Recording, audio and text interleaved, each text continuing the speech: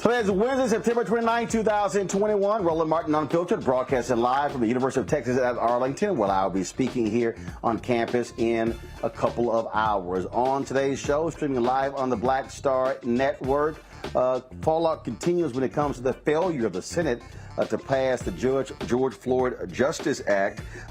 You also have Republicans who also 2 days away from saying, hey, what the hell? We're going to let America default on its credit. What will happen? Will they step up and actually allow Democrats to increase the debt ceiling? We'll break that thing down. Also, we'll talk with the attorney out of Tulsa, where they actually had a court hearing yesterday where they are trying to establish reparations for the people who were the descendants of the Tulsa 1921 race massacre. We'll talk to Demario Simmons. Also, I sat down with author, of course, noted historian Gerald Horne, talked about his new book called The Bittersweet Science, Racism, Racketeering, and the Political Economy of Boxing. It's a fascinating conversation. You don't want to miss that. So, folks, we got a great show for you. It's time to bring the funk. I'm Roland Martin Unfiltered with Black Star Network. Let's go. He's got it. Whatever the miss, he's on it. Whatever it is, he's got the scoop, the fact, the find. And when it breaks, he's right on time and it's rolling. Best believe he's knowing. Putting it down from sports to news to politics. With entertainment just for kicks, he's rolling. It's on go, roll, roll, y'all. It's Roland Martin, yeah. Rolling with Roland now.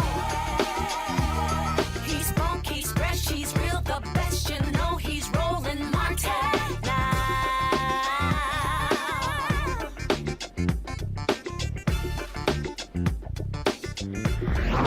Martin. All right, folks, welcome to Roland Martin Unfiltered here on the Black Star Network. South Carolina Senator Tim Scott continues to assert that he was not going to support a George Floyd Justice Act that actually limited or cut funds for police. Democrats continue to insist that was not the case. You had a couple of police unions that came out yesterday with a strong statement saying there was nothing in the bill that actually said that. And so I actually reached out to Senator Tim Scott. He cited several sections in the bill. He said he was going to have his staff send me a copy of the bill. That was last night. I'm still waiting. I'm still asking, where is it in the bill where he asserts funding was going to be cut, which he keeps saying is to defund the police? I can't find it. Maybe my next guest knows what he's talking about. Linda Williams, she, of course, is the president of NOBLE, the National Organization of Black Law Enforcement Executives. She joins me now from Nashville. Linda, glad to have you on the show.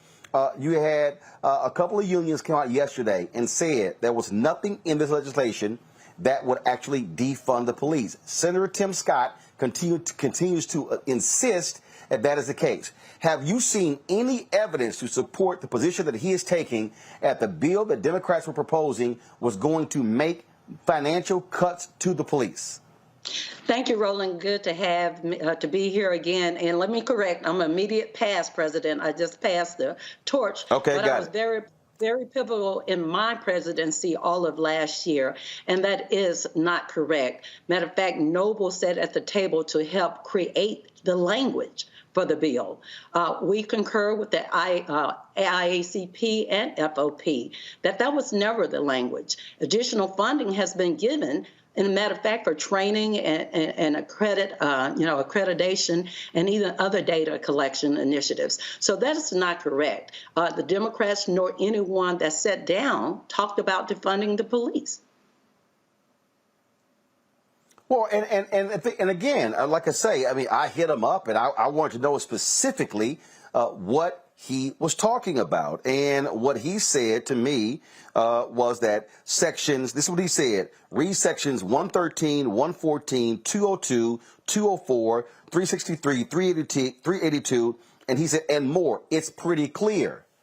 I'm still waiting on his team to actually send me the bill to actually see that. But I said, I'm still confused. You keep saying it's clear. How these unions, though, are saying that's not true. I think they would be probably more inclined to make it clear they will not support something that actually cuts funding. So what is he talking about? And that's a good question. I am glad that other major organizations have spoken up so they don't think that it's one-sided. I don't know all of those numbers, but I'm very familiar with the bill. Matter of fact, as the national president of the National Organization of Black Law Enforcement Executives, we tried repeatedly to call Tim Scott's office, and he never returned the call. I've sat at the table with Cory Booker and even worked on legislation and, op-eds with Sheila Jackson Lee. We're very, very much on the same page, and where he comes from left field to use this as a stall tactic, it's just not fair, and it's not true, because it's not any language that was created and that we worked to put into the bill. So let me correct this. Let me be real clear. You're saying that the National Organization of Black Law Enforcement Executives reached out to Senator Tim Scott to sit with him to discuss this bill, and his office never returned Noble's calls. That is correct. As national president, when we sat at the table repeatedly with Cory Booker and others, just to get an understanding so that we could have our voice, so that we could put the language that would be a benefit for, community engagement for police officers, as well as a better, rapport with our communities. And so in trying to do so and to level the playing field that we could get feedback from both sides, we never received a call back from Scott's office. So what do you think should happen now? You have the White House that says they are going to move forward with an executive order, but the reality is, according to that statement yesterday from these other unions, they said there needs to be a national standard and when it comes to policing, so you don't have this patchwork of different rules and laws from different states. So even though you have the executive order, you still need the enforcement of the law. What would you say to Senator Tim Scott, Senator Cory Booker? Would you say, hey, get back to the table, stop spending all this damn time on doing television interviews, and hammer out a deal? You say it better than I can, Roland. Absolutely. Get back in. This is something that our country, this is not, anything that's to divide us. Law enforcement is an extension of the communities. And the fact that we're at this repass that we are now, it's time that we sit down, forget our differences, and work on our commonalities, that law enforcement are here as the guardians of the community. And of course, that means to protect the rights and the responsibilities law enforcement have, but to make them accountable to the communities that we protect and serve. So time is out for, all the interviews and the stalling tactics. We need to get to the table and come back with something. Something is better than nothing, and we all have to give and take. But it's something at a time in our history that would mark this moment in history for those generations to come, that we couldn't get it right. But the time is now, and the time has passed, that we have to put aside our difference and have the transformation that we need in law enforcement in our communities. I've reached out to different families. The George Floyd family, not happy at all with what is taking place. They're deciding what is next. I'll be perfectly honest with you. I think what should happen is simple. I think the George Floyd family and other families should come to Washington, D.C., and actually, before they come, they should say, we are calling a meeting, and we want Scott at the table. We want Graham at the table. We want McConnell at the table. We want Booker at the table. We want Schumer at the table, and Senator Dick Durbin at the table, and say, we want y'all to meet with us to explain to us why y'all can't come to a deal. I think this is the moment where the families of those affected, Walter Scott family there in South Carolina, all those families should say, no, we're going to come to Capitol Hill and see if y'all are willing to sit down with us. And then, and you know what? Bring the cameras in and say, share with us, tell us to our face why y'all can't come to a deal. And, I'm with you. If you keep doing the same thing the same way, you're going to keep getting the same results. All of those persons that sit on Capitol Hill, those are public servants. They are not above reproach or above the law. And maybe it takes the outcry from citizens, from folks like the George Floyd family and so many other that have become, victims of this ongoing tragedy in our country. So I stand with them. The time is now. We can't keep pushing the envelope. We don't want a repeat of what has happened. We need some relational transformation in this country. And if it starts from the very citizens and the law enforcement agencies and the congressmen and legislation for this uniform and these standards, we have to do that. It has to be law, because if we leave it at the discretion of law enforcement, then we'll continue with the same issues that we have always had. The time is now. We have to come together and set aside our differences. It's not a black and white. It's not a red and blue. It's an American problem. And as citizens of America, we have to do better. All right. Linda Williams, immediate past president of Noble. Well, appreciate it. Thanks a lot. Thank you. And you take care and keep up the good fight. All right, thanks a lot. We're going to go to my panel right now. A. Scott Bolden, past head of the National Bar Association Political Action Committee, attorney in Washington, D.C. Robert Patillo, of course, with Rainbow Coalition, Peachtree Street Project, Coalition Project, and also Brianna Cartwright, political strategist. I want to talk all three of you. That, to me, Robert, is, if you want to talk about really forcing something, imagine if the families of people who've been impacted by police shootings, if they say, we're coming to Capitol Hill on Tuesday, Scott, Booker, McConnell, Durbin, Schumer, Graham, be at the meeting. I would dare one of them to say they're too busy to meet with them. Well, Roland, I think that's a great idea, but I don't know how much that will actually move the needle, because we all know what the operative facts are on the ground. And as Tim Scott articulated on Sunday, Republicans are more interested in scoring political points than they are in actually ameliorating this issue. This idea that but here's why. Robert, here's what it does. What it does is it says, no. You sitting here saying it's not this, it's not that. No. Sit across from the table. Since you keep saying this here. Have the unions there. To me, you force them to be in a room. Ain't no more dancing around. No more sitting here. Oh, is this, is that? Say no. Because it's a lot different when you got to say it to a family member's face than when you say it on Fox News and CBS's Face the Nation. But these people have lied to the families' faces before. We've heard Lindsey Graham say that he supported police reform. We've heard Grassley say that he supported police reform. We've heard McConnell and Tim Scott say they were going to shepherd this through. At the end of the day, they're a far-right Republican GOP base. Does not want any form of police accountability or police reform. First, they said that it was the qualified immunity was the reason they couldn't get behind a compromise bill. Now they're saying that, quote-unquote, defund the police why they can't get behind the compromise bill. The truth is that the police unions and many of these law enforcement organizations control the GOP, and there's absolutely nothing that they would agree to. So what would they have to do is find those names, find those Republicans who said they are behind this, and then fight like hell to make sure that you can get them on board. Right now, there are no Republicans who are held to account. That's why they trot Tim Scott out there to pretend to be the face of it as their black friend to argue about this. But at the end of the day, they don't have the numbers on the Republican side of the aisle because it does not poll well among Republican voters. This whole back the blue thing is very strong on the GOP side, and they think that anything that will help minority communities or help African American communities, frankly, that will help poor white communities who are also the victims of police brutality also is a negative for them. And also, they do not want Joe Biden to have any wins on his record going into the midterms. Let's understand the GOP benefits through recalcitrance. That the government shuts down and the COVID numbers go up. If the economy crashes, if you can't get police reform, you can't get voting rights done, that helps them in 2022. Brianna, bottom line is this here. I think something dramatic on the part of the families is necessary so you don't have the constant back and forth political sniping here that you keep hearing on television.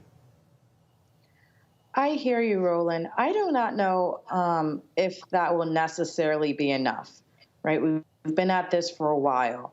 I think that Tim Scott, honestly, as we've seen in other times, exhibits not caring about the people. So I think he can do the same thing in front of their face and be a doofus as, on TV, et cetera. I mean, going back to what was previously stated, even if, qualified immunity was the reason why there couldn't be a deal, that's just, that in itself is problematic, because the reason why we had, qualified immunity basically strips away what we had when we passed this prominent civil rights law bill. And so really, it allows for police to get away with killing us without any punishment, because it puts it to a higher standard to allow government officials, including police officers, to be above the law. But see, Brianna, you're focusing on the qualified immunity part. You notice that is not. You notice in all the conversations that you have seen with Scott Booker on television, qualified immunity wasn't brought up. Scott's whole, see again though, break down what he kept saying. He kept saying they wanted to cut funding, and he said that was a bridge too far. It was not qualified immunity. There are 5 critical components to the bill. What I'm saying is this is important because you have to change the narrative. And right now, the whole narrative is, they want to see defund the police. I wasn't down for it, so therefore, that's why we're not moving too far. You got to sit in his face and say, point it out, and then sit here and have the union say, Senator, we disagree. Union, Senator, we disagree. Booker, Senator, we disagree. Again, this is a narrative issue, and I think forcing them on this whole deal and being in their face after all of this is necessary. Well, Roland, you may be right, but there's one missing part of your narrative, that it anticipates that they will sit down with the families. The GOP has no interest in sitting down with the families. Scott, I'm gonna tell you right. Do you know, Scott? Let me tell you how awful it would look. I'm telling you, this is how awful. Again, and this is why you do it. You do it. Okay, the visual. I'm talking about. You have the visual. Imagine. No. But Scott, follow me here. This is what I'm talking about. I'm talking about narrative. I'm talking about putting on Front Street. If you have a visual of 10, 20, 30, 40, 50 family members walking up those steps on Capitol Hill, going into a meeting room. Cameras are there. Democrats on one side of the table, and you waiting to see Republicans show up. Now you have changed the narrative, and now you have forced them to have to defend. Why would you not sit down with the families? That's what I'm talking about. But your narrative slightly changed. You said Democrats and Republicans and the families. What you just said was the empty chairs. That is a great strategy, because now that's how you change the narrative. My point was, you're not going to get the Republicans to come for that photo op for all the reasons my colleague just said. There are no points in it. And I told you, and I told Monique Presley 3 months ago, when Monique sat here and said, I looked the senator from South Carolina, Lindsey Graham, in the eye. He's committed to police reform. I said then, and I'll say now, they can fiend whatever you want them to fiend, but they vote with their feet, and what they say about police reform is not the same as what they're going to do. They didn't do it. I told you they weren't going to do it. And by the way, the black senator from South Carolina, hold on, he's not talking to you or me or the Democrats when he says they wanted to defund the police. He's talking to the Republican conservatives for their rally call that says we can't do that. Of course. And so you're giving the Republicans really too much credit because they don't care. And you have to care to be embarrassed. You have to care to work with the other side. They have zero interest in police reform. Zero. But Scott, again, what I'm talking about is it still is a question of tactics in narrative. Demario Solomon Simmons, we're going to talk to him about the Tulsa hearing on yes. Hold on. Attorney Demario Solomon Simmons, we will discuss with him about the Tulsa hearing in a little bit. He wants in on this conversation. What I'm arguing, Demario, and you've been doing this in Tulsa, there has to be something dramatic not from a Democrat, not from a Republican.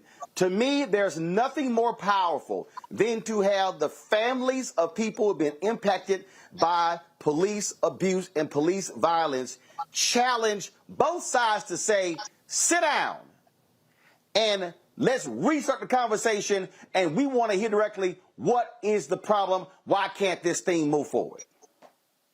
Roland, you know you're my guy, but I'm just going to simply say to you, we've done that. We've sat down with the Republicans. I agree with my friend Scott Bolden. They don't care. They don't care. They have no shame, and they're not going to vote for it. And the reality is the real problem is... And that's why you do it again, to shame them.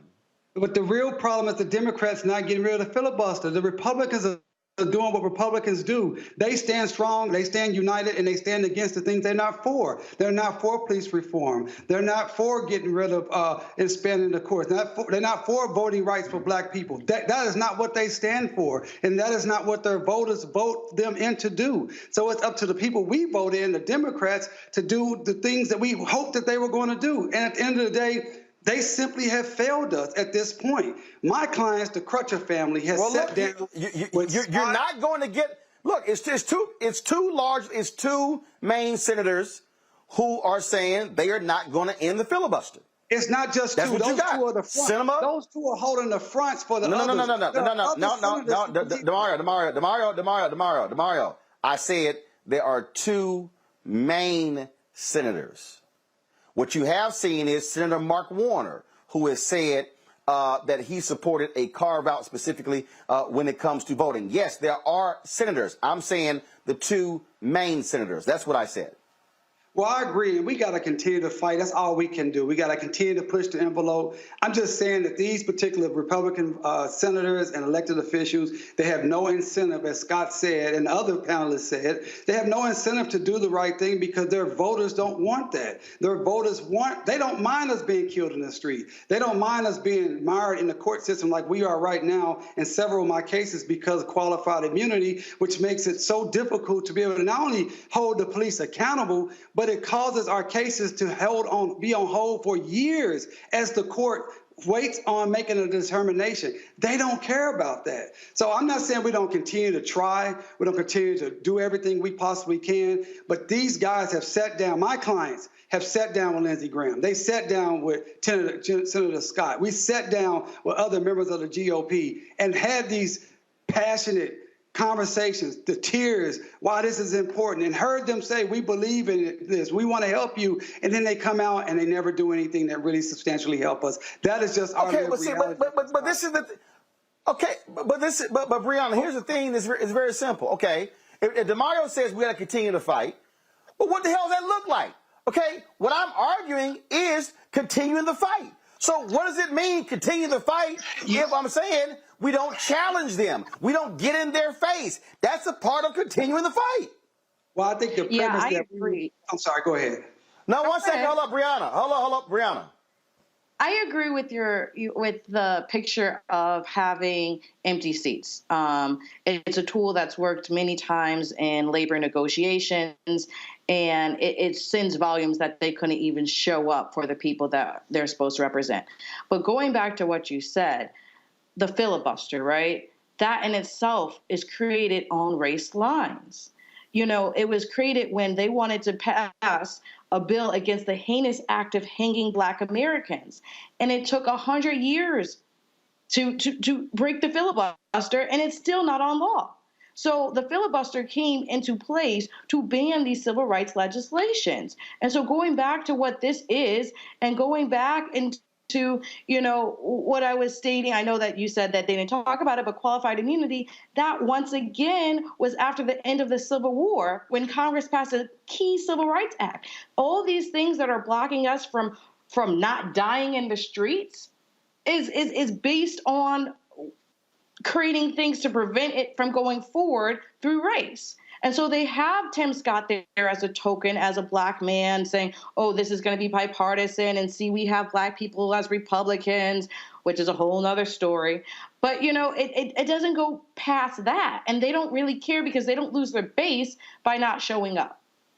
And Bolden said it okay, right. so here's the deal, Rob. Okay, Rob. Okay, so here okay. you go, Roland.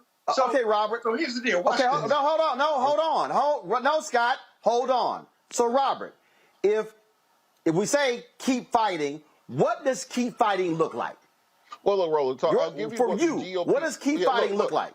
I'm going to give you exactly what the GOP talking points are going to be to the empty chairs. They're going to come out and they're going to have Tim Scott there. No, that wasn't my question. No, Robert. Roland, you got to let me respond. Okay, answer the question. Let him talk, Roland. Let him talk. What the Republicans are going to say is, Scott, I'm hosting the show. I got this. Look, all they're going to say is, we are not going to be taking part in any political stunts. We've been trying to work with Democrats for the last 2 years, suggested the justice flat. All they are attempting to do is move the ball down the field, and they want to cover up for Democratic mayors and their failures to address police reform on the local level. This is why Democrats need to be petitioning Joe Biden and the Senate leadership on the filibuster. That empty chair moment worked with trying to get Mark Warner, trying to get Joe Manchin and Kristen Sinema to come up off of opposition to the filibuster. That is where the battle lines are going to be. There are not 10 Republicans who will vote in favor of any form of police reform. Not 10 off the Senate. Robert, so, you did not answer my they're question. not going to get ashamed No, of it. Robert. I'm going to ask you again. Answer this question. If we say let's keep fighting, what does that look like then? The fight is over the filibuster. The fight is over getting rid of the procedural rules and passing it on a 50-50 party line vote and having the vice president be able to break that tie. Right now, we do not have 50 Democrats. You're still not answering the question. No, you're still not. Stop. No, you're still not answering the question. I agree with getting rid of the filibuster. I'm asking you again. What do we do? What does that look like? What do the people do? What is it? I'm talking about the action, not getting rid of the filibuster. What should people be doing to make that a reality? That's what I'm asking you.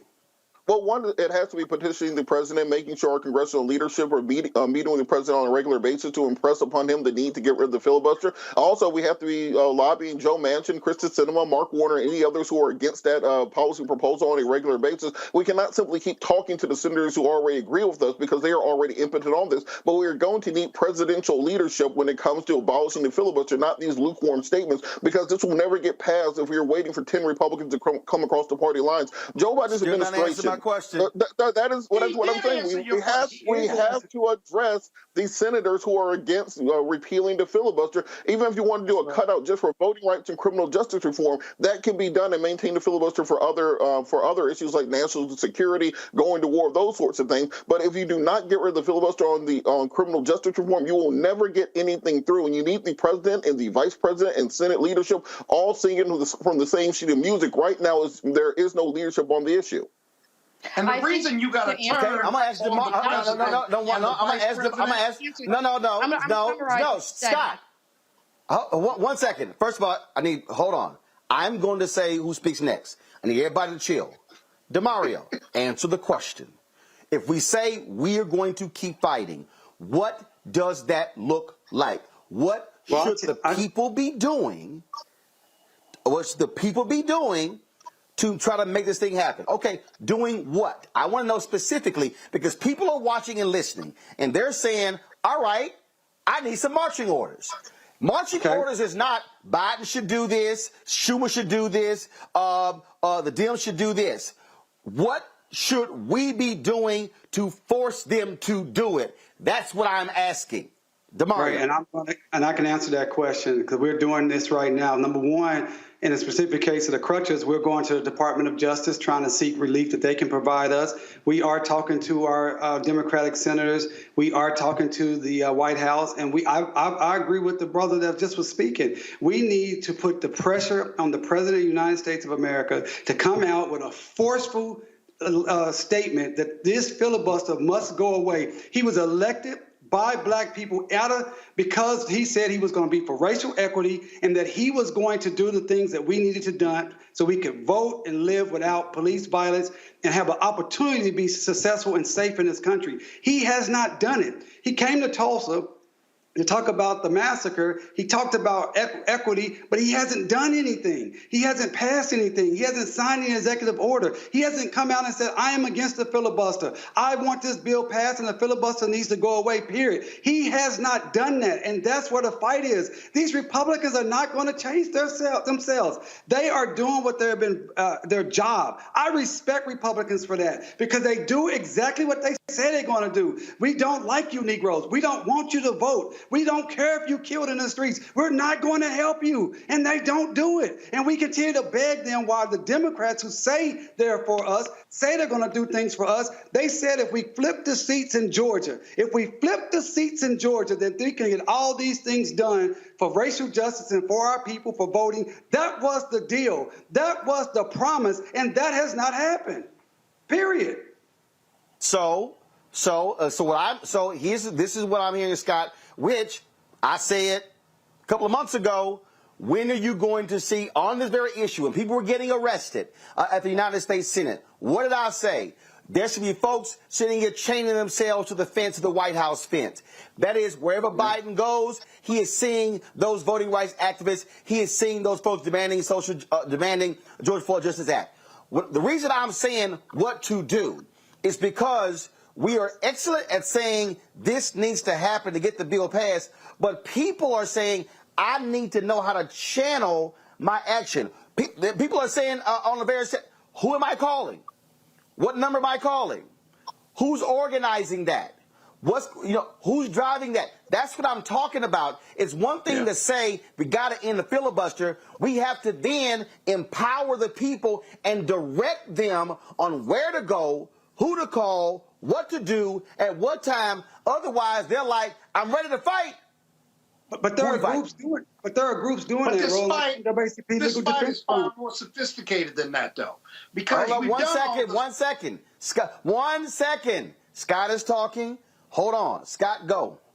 This fight is far more sophisticated than taking it to the streets and getting arrested. We've done all of that, right? This White House has got to step up. I am sick and tired of the rhetoric of this White House. I want their rhetoric to become a reality. And the reality is that only the White House has the power to pressure those two senators to end the filibuster and those who may be on the fence, and we have not made them do it. So how do we make them do it? We get the top 6, top 8 civil rights organizations to go meet with him and put pressure on him because of their constituencies behind them and demand that he do something about Manchin and Sinema. Do something about it. Cut a deal. Cut them off. Cut them away. Cut them out because they are not being loyal. The Republicans are loyal. They don't care. They had the biggest embarrassment in the White House, and they stuck with him, right? They were loyal soldiers. The Democrats haven't been loyal soldiers, and you got to make them jump in line and make them do what they're supposed to do. And Biden and Harris and this White House have not done it. They'll do it for the budget. They'll do it for the infrastructure, but they won't do it for police reform or voting rights and then demand that Black America votes for them again in 2022. What really needs to happen, the only way it's going to change is you outvote them. You outvote them in 2022, but guess what? So Brianna, what's the Democratic argument for Black people voting for them again when we put them in the White House and they failed us within 2 years of 2022? That's your problem. That's a bigger problem. I'll make this. Brianna, I'll say this. Brianna, I'll say this also. All those folks who were protesting in cities all across America after the death of George Floyd in May of last year, 2020, where y'all at? See, what has to happen is a return to the streets. What has to happen is mass protests. That has to happen.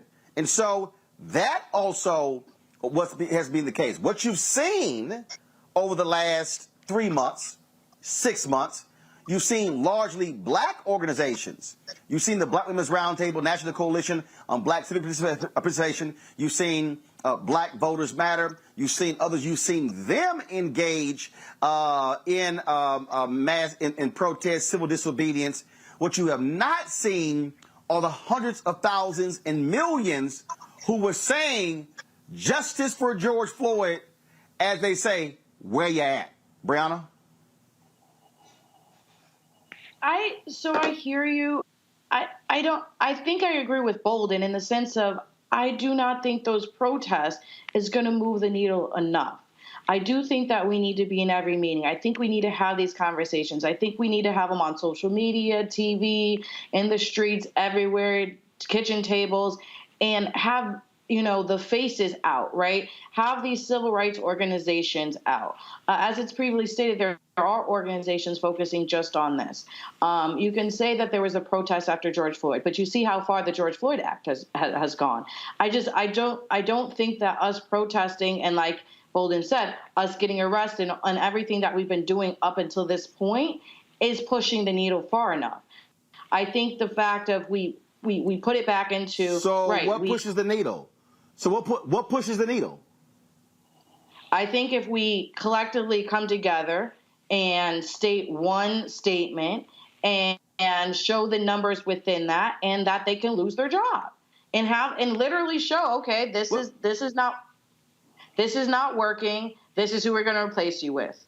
Are you going to do the job or not? But that's actually what mass protest creates. See, what they really like, they like when we go away. They like when it gets quiet. They like when people are not mobilizing and organizing. What they are afraid of is when folks mobilize and organize. Let's be real clear. The White House is not afraid to meet with civil rights organizations. Hell, they already met with the NAACP, Sharpton, the Urban League, LDF, Lawyers Committee, A. Philip Randolph. They already met with them. What they don't want to see, they do not want to see hundreds of thousands of people mobilizing in the streets in the cities across America. That's not what they want to see. And all I'm saying is they ain't got no problem with nice, cute clothes meeting, but they do not want to see folks showing up. But here's the deal, though. You ain't voting until this election. You ain't voting until the election. And you're protesting. You're not just having a sweet meeting with them. You're protesting your constituents. You're bringing them outside the White House, but you're protesting the White House. You're not protesting police reform or voter rights. You're protesting Biden for not doing what he's supposed to do and said he would do. That's a very different protest and a very different meeting. So what I'm saying is this here, because this is what I travel all around the country, and this is what I get wherever I go, DeMario. What do we do? That's what I get. When I'm on airplanes, when I'm renting cars, when I'm going places, people say, what do we do? Where do I go? What do we do? And that's the piece right there. And here's the deal. Everybody can't go to a meeting in D.C. And so now it's a question of, okay, who are the 10, 12 senators we're talking about? Okay, is it Coons? Is it Coons? All right. Who's mobilizing in his state? Okay? Who the folks moving on Cinema in Arizona? Who the folks moving on Feinstein in California? Who the folks moving on Warner in Virginia? That's what I'm talking about. So what I'm saying is we've got to give our people direction on who to call, where to go, what to do, because they're saying, I'm ready, but ain't nobody giving the call. DeMario, go ahead. I think that that is happening, and I think there are many groups that are doing that, and I think we've shifted this conversation exactly where we need to be. We were first talking about trying to sit down and embarrass the Republicans, and we've decided that that is not the play. But the play is to focus on President Joe Biden, who is the leader of this country, who was elected by black folks, saying he was going to do and get these bills passed, and also those senators, those Democratic senators who need to step up. I would also personally like to hear more even from the senators from Georgia. Senator Warnock and Senator Ossoff. I want to see more from them getting out there, getting and saying that Joe Manchin, you can't do this. Look, last week, as you know, Roland, or 2 weeks ago, I was in D.C. We were trying to meet with the DOJ. As you know, Dr. Tiffany Crutcher, my client, we ran into Joe Manchin on the street because we were at the wharf and he lives Right. down there. And she went up to him and she challenged him right then and there. And we want these Democratic senators to do the same thing. Stop playing nice with these folks. Our lives are on the line, period. Our lives are on the line, period. I said it again, our lives are on the line, period. It is not time to be trying to talk nice, anything. How the hell did Lyndon B. Johnson was able to get the most consequential civil rights legislation passed in 100 years? 1964 Civil Rights Act, 1965 Voting Rights Act, 1968 Fair Housing Act. He was able to do that with the most overt racist people that were still calling us niggas in public. He was able to use the powers of the presidency to get that done. That is what we want to see from Joe Biden. Right now, tomorrow, he should be signing executive orders. I'm sorry. That's not And what Roland, we're seeing from Joe Biden. No, guys, hold on. I said no. No.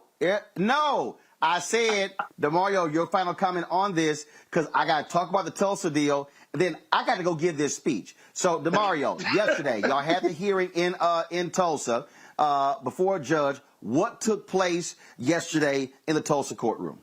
Man, we had our first historic hearing in 100 years of this issue. We got in front of Judge Carolyn Wall, and she allowed us to present our case. It went 6 hours of argument, which Scott knows is a very long time in the courtroom. Our 3 living survivors were actually there, and they stayed the entire time. And listen, we were able to put forth a magnificent case. I'm so proud of my team of lawyers from around this nation, came together, put on the very best case possible. And all we're asking at this point is that the judge allow us to move forward. The defendants, the perpetrators of the massacre, those who bombed and murdered our people and continued this harm for 100 years are trying to kick us out of court. They want the judge to do what every other judge in Tulsa has ever done, not giving us an opportunity to prove our case. But we feel very strong about the opportunity to prove our case. I am looking for anybody who wants to stand with us to go to justiceforgreenwood.org. That's justiceforgreenwood.org. Support these 3 survivors. Support this community, because Justice for Greenwood is not just about Tulsa. It's about Black America, because when Black Wall Street was burned down, it impacted all of us. And if we can't get a win for the Justice for Greenwood massacre, it's not because Greenwood and the Tulsa massacre is unique, because they killed us all over the nation. But what makes it unique is the scope of it. You're talking about a town with at least 12,000 Black people, the most prosperous place in the history of this country. You're talking about a city that had more Black professionals per capita than any place in the history of this country. And when that was burnt down, never to be rebuilt, it destroyed the economic engine of all of Black America. But if we cannot win Tulsa, where we have documentation, video, pictures, we have insurance contracts, and we have living survivors, how can we possibly think about reparations in a larger scope when we don't have living survivors? So this is why Tulsa is so important, and why I'm so excited for this opportunity for our judge to allow us to move forward and give our 3 living survivors. Can you imagine being 107 years old, 106 years old, 100 years old, and be in court and hear the people that burned down your community tell you that you don't have an injury, tell you that you don't have anything uniquely special about your injury? That's what happened yesterday. That's why we need the country behind us. That's why we need Black America to support Justice for Greenwood Foundation. And that's why we must have this win in Tulsa. And we're looking forward to our judge to giving us this opportunity to move forward so we can prove our case. We can do it if we're given the opportunity.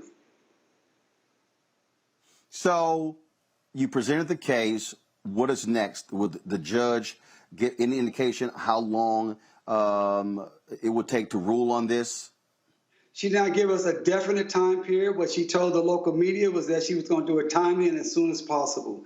And it was, hey, as like I said, it was 6 hours of argument. We have 6 defendants, 7 motions to dismiss. Very, very a lot to go through, but I think we made it very clear for her. But you have to understand, she needs to look at this, because this has never happened in 100 years. It has never happened in the history of this country where you've had a scenario where you've been able to see racial terror, racial destruction at a mass level have an opportunity to go to court. But in Oklahoma, we're one of 5 states that have a very unique public nuisance law. It's found at 50 OS 1. And it simply says if there is an unlawful act or an omission of a duty that causes an ongoing harm, then you have a claim. We can prove that. We have shown that in our allegations, and we just need the opportunity. So we expect that our judge will provide us an opportunity to move forward. We hope to hear from her in the next few weeks. We don't know for sure. As Scott knows as a lawyer, we don't make that determination. The judge does, but we're looking forward to hearing from her soon.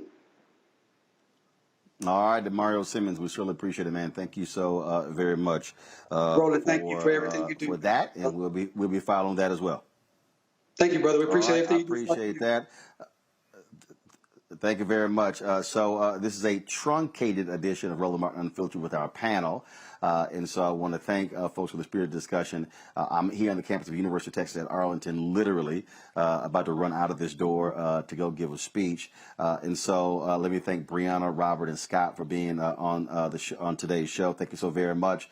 Folks, we had an opportunity to talk with author Gerald Horne about his new book that deals with boxing, racism, the money of boxing, the politics, some amazing insight that Gerald Horne uncovered in his latest book.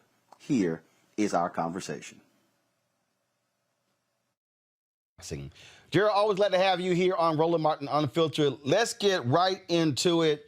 There are a lot of people, of course, who are boxing fans, and we know about Jack Johnson, we know about Joe Louis, we know about Floyd Patterson, Muhammad Ali, Mike Tyson, Larry Holmes. We can go on and on and on. But people really don't understand the seedy, corrupt history of boxing in this country and in this world. Well, the cliche that used to be used with regard to boxing is that it's so morally corrupt that but for the lack of headroom, the matches should be held in sewers. Some of the most disreputable characters that you can imagine have been involved in not only the promotion of boxing, but the profiting of boxing. Let's start with Donald J. Trump. You may recall during his time as a so-called mogul in Atlantic City, staged many boxing matches, and of course, like many promoters, as they're called, looted many boxers. Or take Bob Arum, for example, now headquartered in Las Vegas, formerly headquartered in New York City.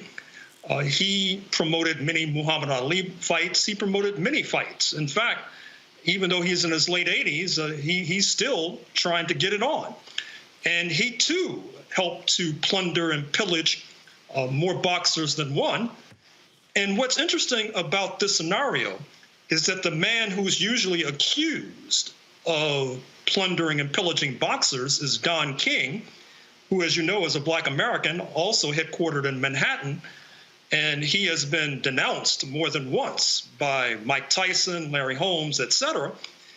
But I think what your viewers need to realize is that Don King is not necessarily unique. It's very curious that the denunciations are heaped on his head, while those like Bob Arum and Donald Trump oftentimes escape denunciation. Well, absolutely. And part of that is because you've had fighters that have gone public. You've had Jack Neufeld's book that was on Don King and so many others. And you're right. I mean, there are a lot of unscrupulous characters in boxing. And for a long time, it was mob run, mob controlled. Well, boxing also, I think, exposes and reveals many lessons, particularly for the younger generation. Oftentimes, many in the younger generation, they ask plaintively, why haven't Black Americans been more heavily involved in the management end, the business end, the profit-making end?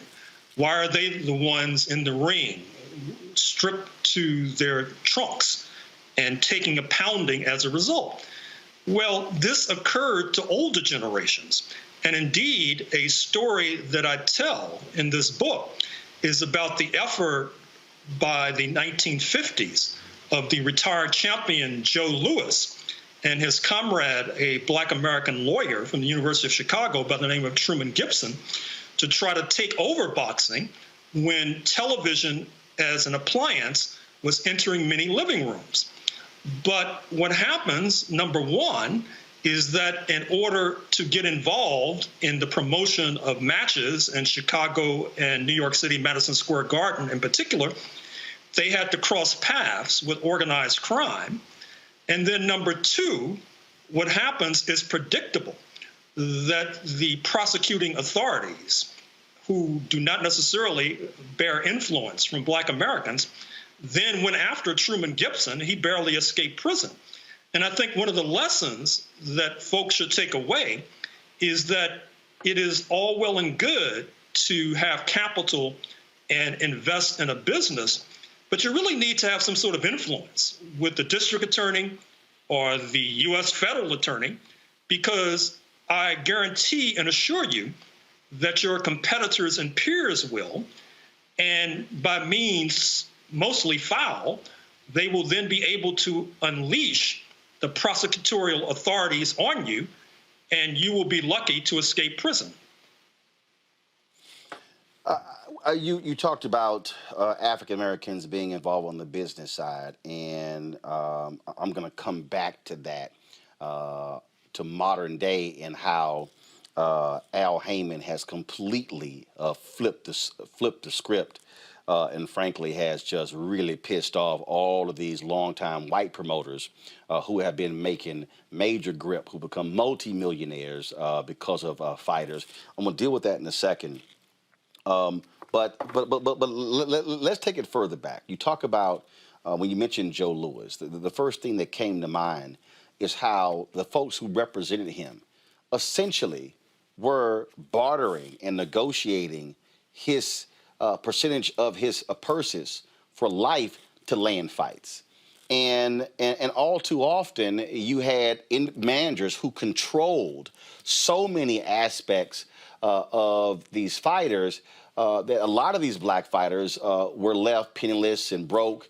And really, first of all, is it correct to say that Muhammad Ali, even though he had to deal with Arum and King as well, in many ways flipped the switch, if you will, on how boxers took control of their whole apparatus? Talk about that.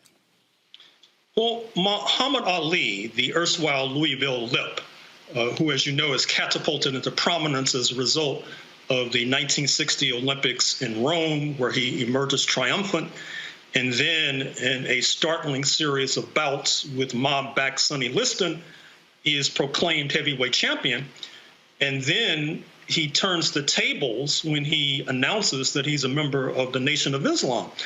And I think that connection should not be downplayed, because in my estimation, in my telling of the story, the Nation of Islam gives Muhammad Ali a certain kind of backup. More specifically, the Fruit of Islam gives the heavyweight champion Muhammad Ali a certain kind of backup. And therefore, he has a cadre, he has a core of men behind him who are willing to back him to the hilt, which obviously became necessary when he told Uncle Sam that he was not going to be drafted and conscripted to go fight in Vietnam. And there was a systematic and concerted effort to deprive him of his ability to fight in the ring and earn gigantic purses. And then he did another 180-degree reversal by becoming a kind of performer.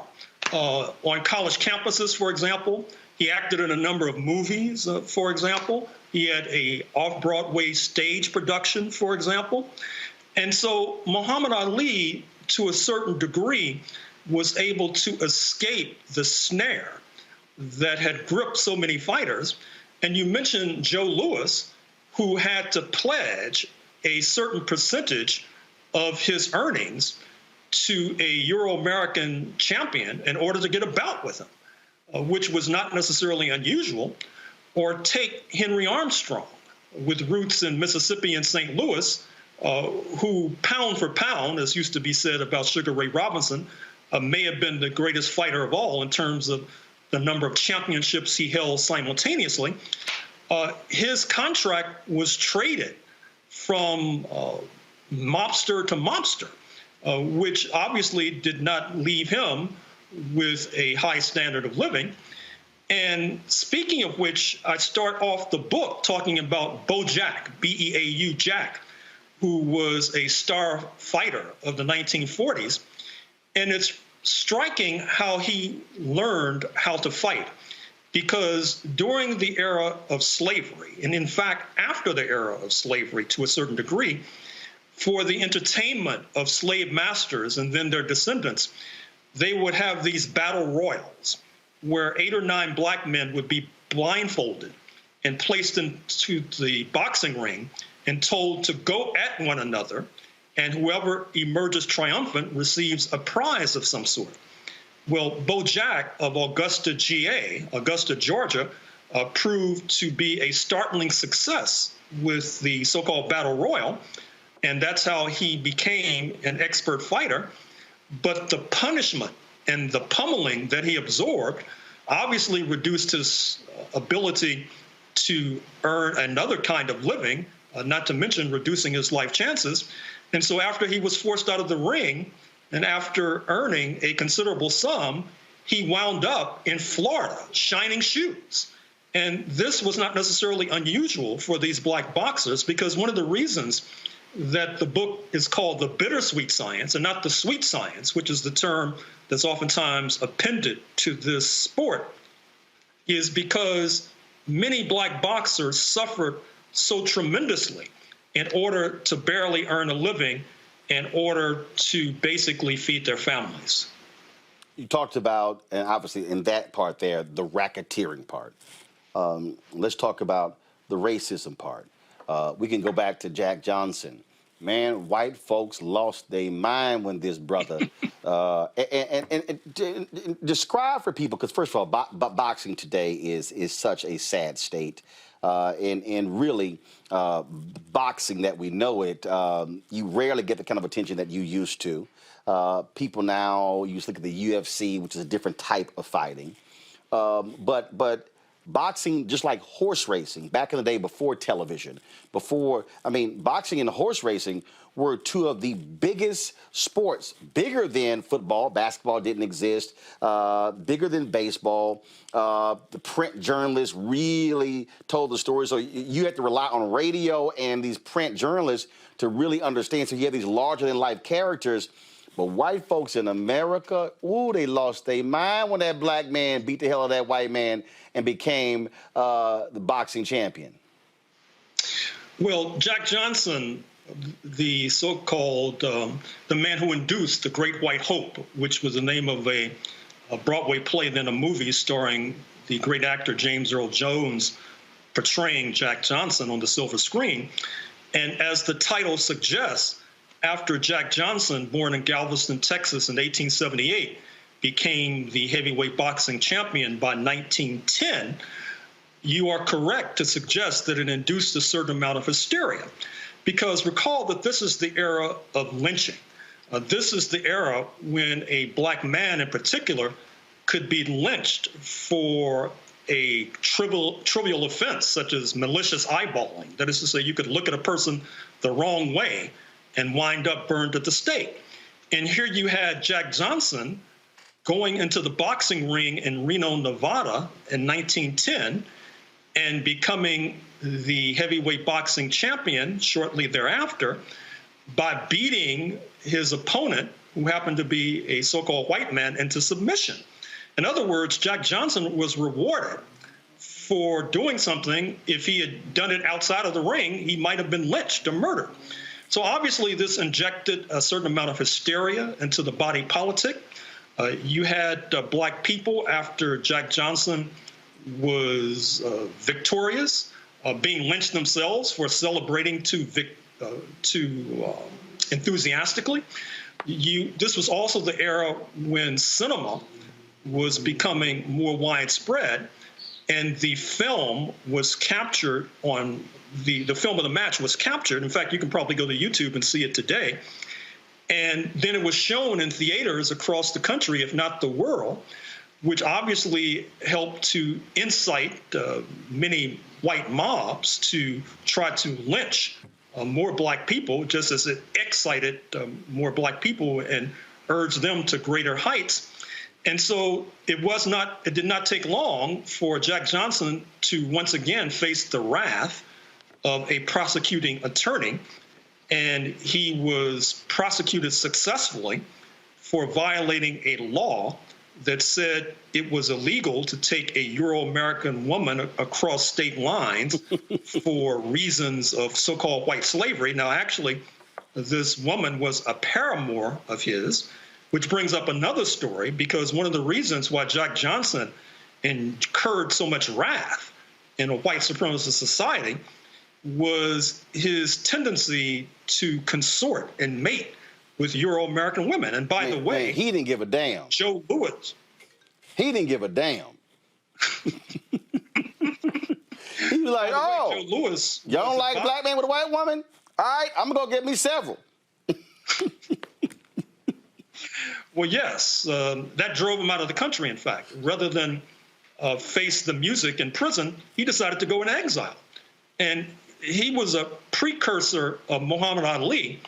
Perhaps, if you can accept this, he may have been more militant and radical than Muhammad Ali, because he went into exile in Mexico and then tried to set up a base in Mexico from which attacks could be launched on Texas and the other white supremacist states of the United States of America. Obviously, this too infuriated the authorities. And finally, when you had regime change in Mexico, he was forced to come back to the United States and serve in prison. Wait a minute, hold up. So Jack Johnson was trying to lead a rebellion against the United States? Oh, absolutely. Yeah. Even Muhammad Ali wasn't trying to do that. Right. So he was quite an extraordinary figure. And even The Great White Hope, that movie, which I admire, I don't think it really does justice to his entire career.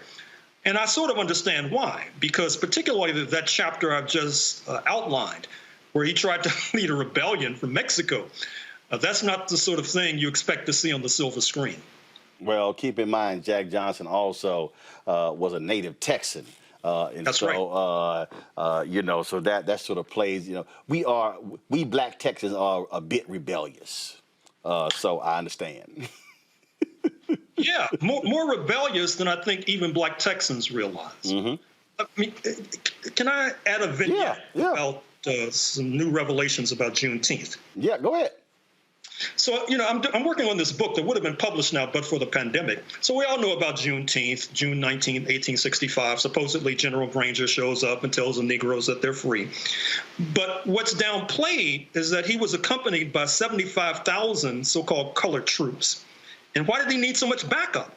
He needed so much backup because the settlers in Texas, which was the Confederate state least damaged by the Civil War, and was the Confederate state in which slave owners from Louisiana and Arkansas were bringing their enslaved during the Civil War, because you saw the black population increase exponentially. They had this idea of resuming slavery in Texas. And not only that, but recall that Mexico, the southern neighbor of Texas, was then under French rule. They were supporting the Confederacy. And so many of the black people were going to be deported into Mexico to continue slavery. Jefferson Davis, the head of the Confederacy, he was captured after the fall of Richmond trying to escape to Texas so he could lead this rebellion. So these 75,000 black troops then became a hammer against the French troops in Mexico, against the Confederates in Texas, and helped to save the United States from resuming the U.S. Civil War under a different guise. Wow. And that I actually had not heard that. Where'd you discover that? I've been spending a lot of time doing research in the past few months during the pandemic, reading microfilm on lockdown, U.S. State Department reports from Mexico, for example. Also, excuse me if I'm going on too much about this. No, go ahead. But I keep telling you, Gerald, this is a black-owned show. We good. Go ahead. We can talk about black stuff. We good.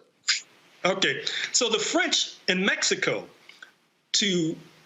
had brought African soldiers from Algeria, which they had colonized in 1830, and also from Egypt and Sudan, which they deeply influenced, thousands and thousands to Mexico as backup. And that's why General Granger needed these 75,000 so-called colored troops because this was going to be, pardon the expression, another battle royal that was going to unfold. And the man in charge of the Confederate effort, Matthew Fontaine Maury, M-A-U-R-Y, who until last year had a statue in his honor in Richmond, Virginia, he was the mastermind of this plot to continue slavery. And by the way, even before then, he had this other diabolical plot of deporting all the black people. This is before the U.S. Civil War, deporting all the black people to Brazil. And that plot was also thwarted, which helps to explain why we are now in North America speaking English and not in Brazil speaking Portuguese. Wow, that is some deep history right there. When you talked about just the deeply embedded racism, it is still stunning in boxing. It is so American. It is so American. It is so white American, historically speaking, to how they would treat Joe Louis, how they would demean black people. But when it was time to fight the German, now we're all Americans. It is sort of like, black soldiers fighting in World War I, fighting in World War II, fighting in Korea and Vietnam. You're an American. But when you bring your black ass back to the United States, you a nigga. And that's really, and I need people to understand that because it still exists. The Olympics. No, it's the flag. No, put those things aside. It's the flag. It's the flag. It's all about country. You put country first. Well, hell, hold up. If it's all about country, well, make it about country when I come home. And that existed in boxing. How these racists would just love and adore watching Joe Louis and other black boxers in the ring. But I'm sorry, you can't come into this restaurant. You can't come into this store. You got to go through the kitchen. I mean, all of that stuff. That to me is just, it is still mind-boggling to imagine living through that and dealing with that and that contradiction.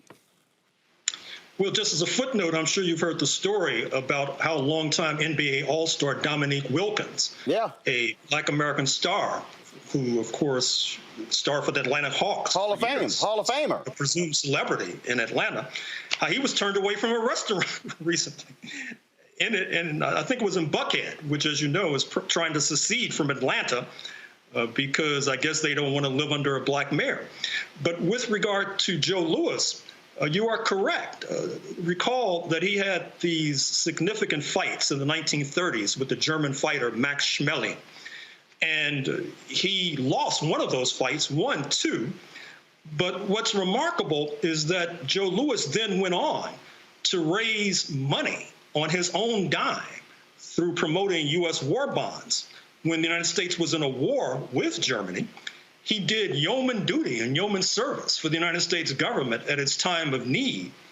And yet, after World War II ended, circa 1945, and particularly after he retired, circa 1949, 1950, the U.S. authorities, the tax man, the Internal Revenue Service, came after him with a vengeance. They figuratively held him up by the ankles and shook him until all the coins fell out of his pockets. And then when he tried to promote boxing with Truman Gibson, as I talked about a moment ago, then they went after Truman Gibson, and he barely escaped prison. And ironically enough, after all of the money that Joe Louis earned as a result of these attacks from the U.S. government that he served so loyally, he wound up as a greeter at a Las Vegas casino. That is to say, akin to a person who greets you when you walk into a Walmart. He did not end up very well, and it's a very sad and tragic story indeed. When we think back to the early days of boxing, and going through the 60s, were there any African Americans who are unheralded, who we don't know about, who were doing amazing things that don't get the credit, don't get the attention. And again, because when we think about, again, boxing, it's, again, I can go on the line. They can talk about, again, Sugar Ray Robinson and Joe Louis, Jersey Joe Walcott. They can talk Muhammad Ali, Sonny Liston, and there are a few others. But were there, unknown characters who really were cultural warriors who we really should know more about? Well, I'll have to bring up Truman Gibson again, because in some ways he was the Don King of the 1950s. Where was he from? Except he didn't get paid like Don. Where was he from? Don King got paid. Right. I mean, some of the deals that Don King was involved in, that they still boggle the imagination. I mean, multi-million-dollar deals on a regular basis. Truman Gibson had the smarts and intelligence and managerial competence of Don King, but during the 1950s, he was not able to get paid like Don King. And in terms of boxers, I'd once again bring to your attention some in the sub-heavyweight categories, because the heavyweights tend to get all the publicity. Yep. Of course, Floyd Mayweather exempted. I'm speaking of the predecessors of Floyd Mayweather. Not only a boxer like Sugar Ray Robinson, who you mentioned, who, as you know, was oftentimes viewed as the greatest fighter of them all, but those who were in that same chronological era, boxers who I've mentioned, such as Henry Armstrong, Bo Jack, and going back to the turn of the century, Joe Gans. I think if there are any youngsters in your audience who are budding boxers, they really should study Joe Gans, G-A-N-S, because a lot of so-called scientific boxing was based on what he developed over a century ago. And basically, you probably can find books and perhaps even movies that demonstrates his scientific way of boxing. And as a matter of fact, Jack Johnson, in some ways, patterned his boxing style after Joe Gans, G-A-N-S. You mentioned you mentioned Don King, and I dare say, when you talk about it again, I am not vouching for Don King. His family, they reached out to me to record a video for his 90th birthday party to include in it. So it's coming up soon. So I got to find out things I have even recorded and send it. But he really did muscle in on the action. And man, he pissed off a lot of white folks in boxing because he used his mouth and his moxie at a time after the civil rights movement that you had this whole say it loud, I'm black and I'm proud. And he really changed the game, if you will, and became a force to be reckoned with. And these white promoters had no idea how in the hell it happened. Well, it's interesting about Don King and his ability to muscle his way up into the top of the pyramid in terms of boxing. A moment ago, you mentioned Jack Newfield, the late journalist out of New York, former columnist for the Village Voice, now defunct, who wrote a scathing and scalding book attacking Don King. But what was striking about Jack Newfield's journalism is that for whatever reason, he tended to not scrutinize Bob Arum, who was Don King's major competitor and major peer. In fact, I recall when I was in New York doing anti-apartheid work in the 1980s, and Bob Arum had brought these boxers over from apartheid South Africa, because that's a major part of the story that I tell. And we tried to get Jack Newfield to do a story about it. He wouldn't do it.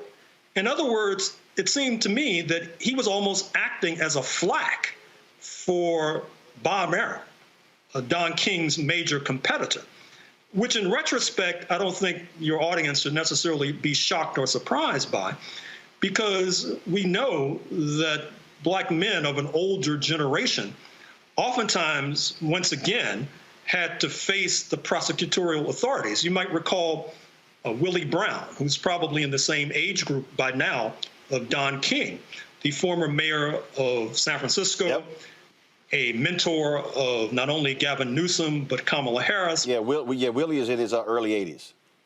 Sorry? Yeah, Willie's in his early 80s. Don is 90. Yep, go ahead. Okay. Yep. So when he was Speaker of the Assembly in California, the authorities basically enacted term limits so that he had to leave the Assembly. That's why term limits came to California, to get rid of Willie Brown. And he was so notorious in terms of being able to elude the prosecutors that you might recall that in one of the Godfather movies, Willie Brown plays himself. Godfather 3. Yep. Godfather 3.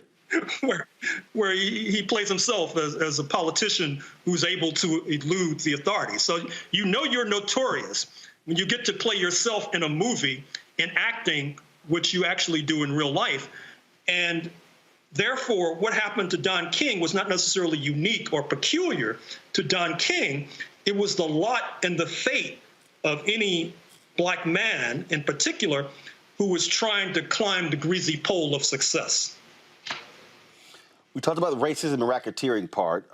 Explain what you describe as the political economy of boxing. What does that mean? What that means is that economics is political. I think that's a sub-theme of what I've been trying to explain thus far. That is to say that the fact that Bob Arum did not have to face as many prosecutors or investigators as Don King was obviously a political decision. Likewise, who is able to earn money and who is not able to earn money is an economic factor. And so when you merge politics and economics, you come up with political economy. That is to say, it would be a myth and, in fact, misleading to suggest that economics stands alone. Economics inevitably is integrated with politics. You saw that just a few days ago when ProPublica revealed that many of these billionaires, Warren Buffett, Jeff Bezos, Elon Musk, they're able to evade taxes while people like me are paying taxes up the yin-yang. In other words, they're able to accumulate wealth as a result of the Internal Revenue Service, which is a political agency, an agency of the U.S. government, not being able, because of various regulations and rules, not being able to extract taxes from them that would then go to healthcare, education, et cetera. That's what we mean by political economy. So let's talk about. I want to move it forward to. We talk about power behind it. What Al Heyman has done. First of all, this brother gives very few interviews. I mean, like literally, he does not do interviews. He was a concert promoter. Folks who might remember the Budweiser Superfest tours, that he was the force behind that. And so then what he did was he purposely did not call himself a boxing promoter. He changed the language as well. And the reason Floyd Mayweather has the riches that he has and how he's been able to earn the money, because it was Al Heyman, in his brilliance, who went to Floyd Mayweather and said, you know, you're the one who's making the money. You're the one who's promoting your own fights.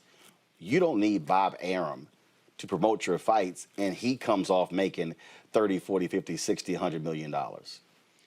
If I'm correct, it was a $750,000 buyout of Floyd Mayweather's contract with Bob Arum. And it was Al Heyman's suggestion to buy himself out of that contract that completely changed Floyd Mayweather's world.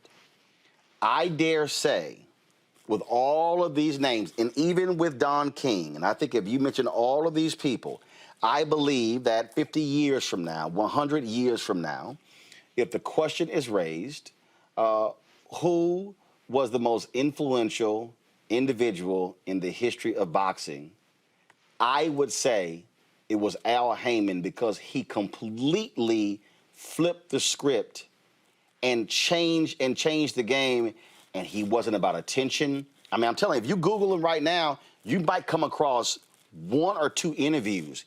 He does not go public, he is a stealth figure. You are correct. And in fact, the only way I know about Al Heyman is that I read the Los Angeles Times on a regular basis. And a few years ago, there was an article about him. You are correct to suggest it's very difficult to find information and documentation about Al Heyman. And I think that's a very wise decision, because when you are flamboyant, as Don King is, when you are oftentimes portrayed in the headlines, like Don King used to be, that really only attracts the sharks and the barracudas and the vultures, and attracts those who want to take you down. And because Al Heyman is not necessarily a household name, I think that helps to facilitate his escaping negative attention, at least thus far. Although it would not surprise me that as a result of our talking about him, that some prosecutor looking to get notches on his gun belt might be going after him.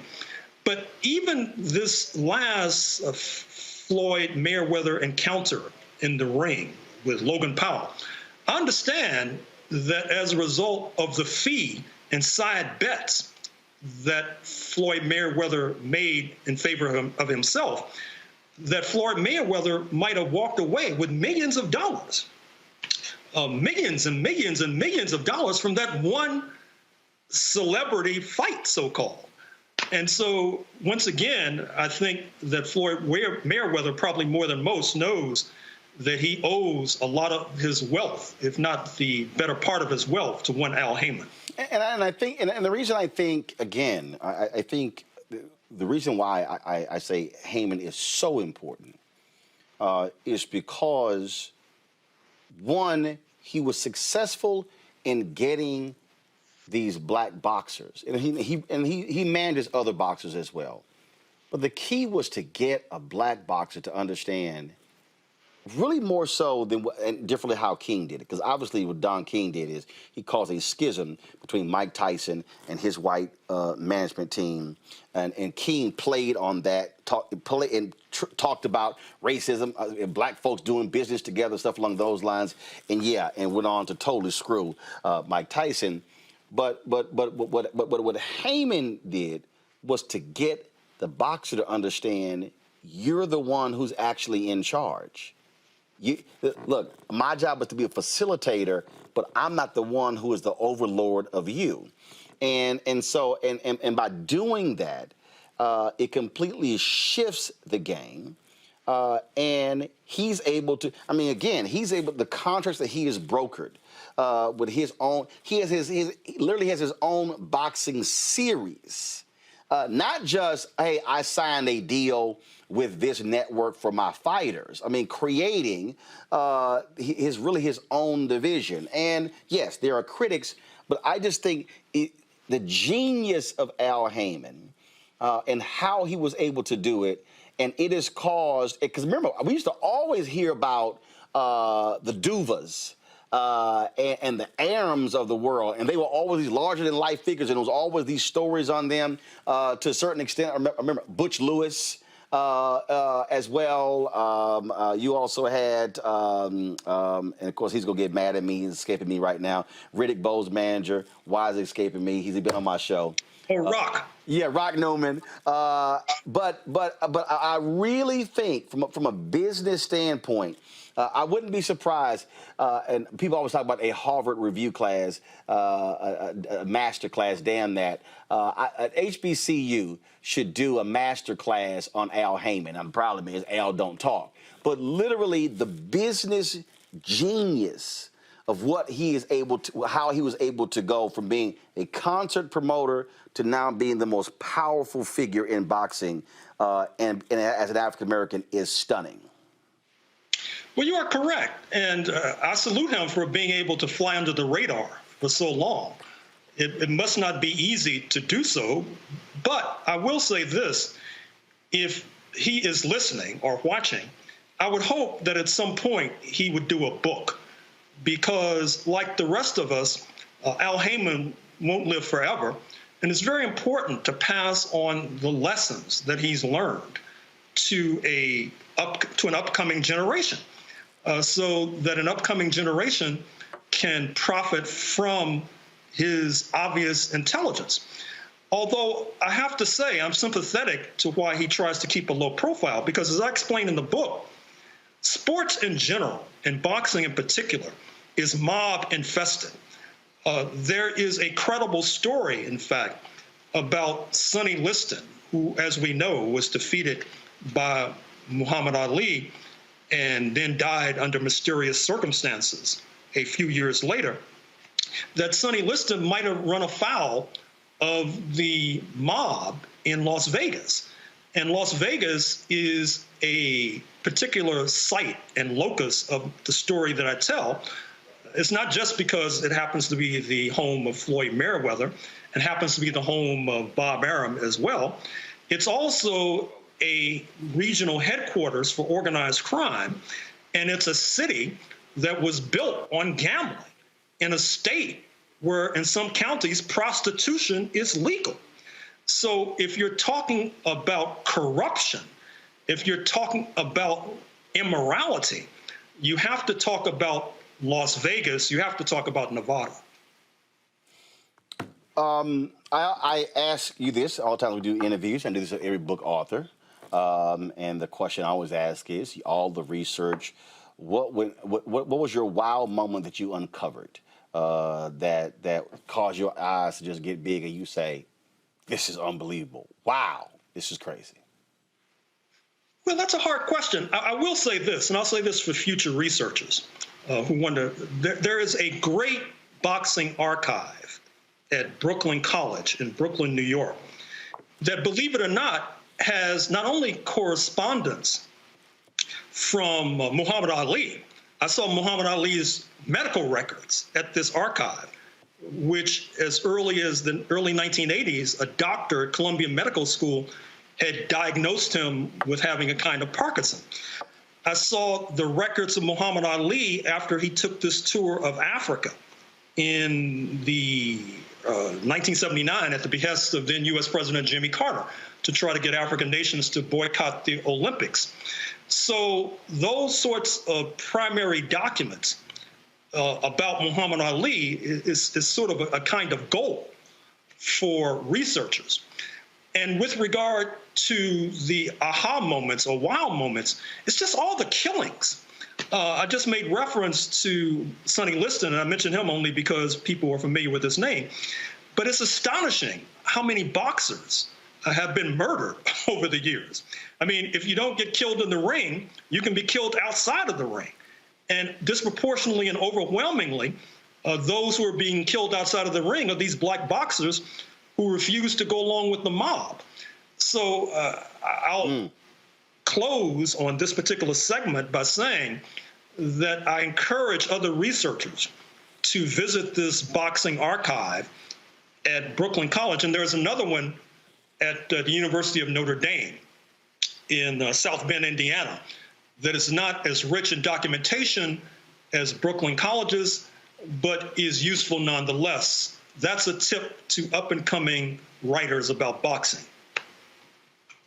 Look, I do want to ask you this here because I think people also understand this here, and there have been other books and documentaries done on this here. Boxing was a savage sport, grossly unregulated, and it was numerous deaths in the ring that caused this country to say, we got to put a stop to this. And wasn't there a point when they literally even stopped showcasing boxing on television because of the savagery? Well, boxing, in a certain sense, suffered from saturation. At one time, there might be 3 or 4 boxing matches on television every week, 4 or 5 every week. But that was like an overdose. It's as if you have 4 or 5 professional football games on television every week, and I think the NFL is coming to that point of saturation as well. But you also are correct to point to the savagery and the bloodlust that characterizes boxing. As noted, I just talked about people being killed outside of the ring. Of course, you might recall the match in 1962 between Emil Griffith of the Virgin Islands and Benny Perret with roots in Cuba, where Benny Perret had insulted Emil Griffith before the match. And when they got into the ring, Emil Griffith systematically executes Benny Perret. He dies in the ring.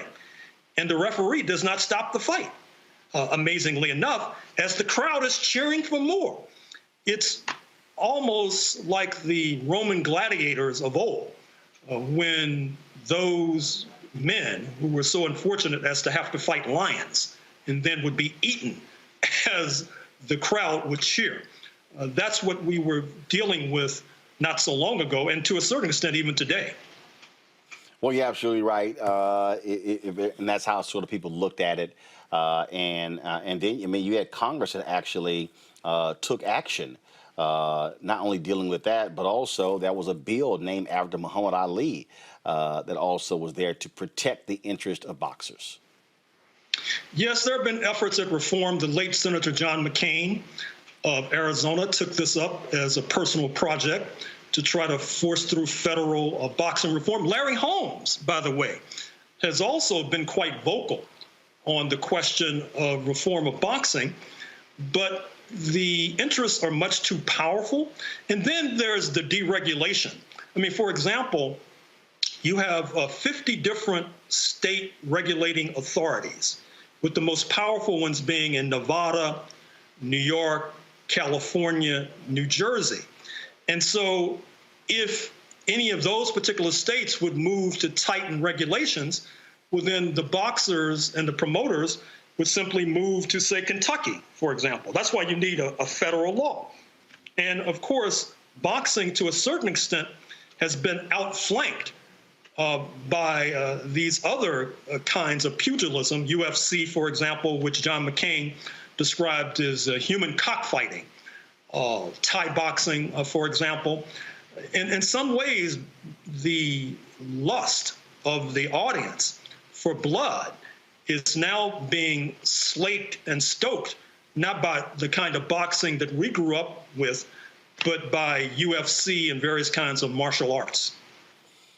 Folks, the book is called The Bittersweet Science, Racism, Racketeering, and the Political Economy of Boxing. Is by Gerald Horne. Gerald, first of all, what number book is this? I don't know, maybe 34, 35, something like that. I don't know where in the hell you find all the time to write these books. I don't.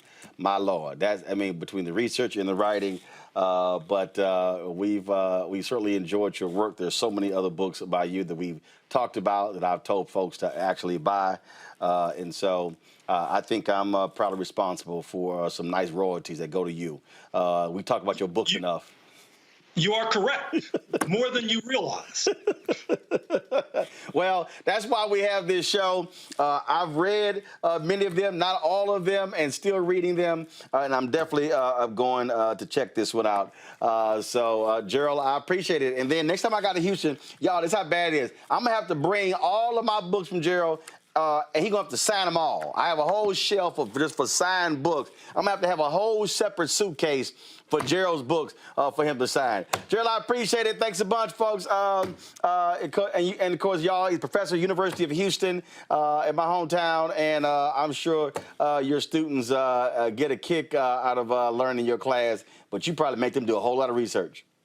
Absolutely. Gerald, thanks a lot.